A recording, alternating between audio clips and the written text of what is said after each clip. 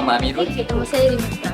Untuk furniture project, kami pilih untuk buat coffee table. So nama coffee table ni adalah Ecoterra Coffee Table, iaitu upcycle furniture table lah. Konsep coffee table ni dia lebih kepada alam semula jadi, which is industrial campur organik. Bahan utama recycle dia adalah tayar. Tayar ni lah yang menjadikan dia coffee table, dan atas ni kayu pellet.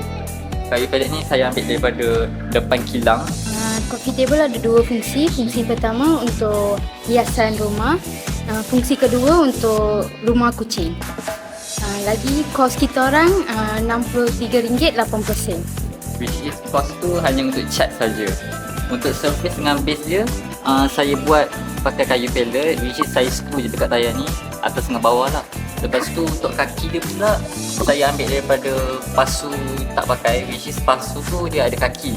So saya ambil kaki pasu tu untuk jadikan dia lagi tinggi lah, lebih ergonomik.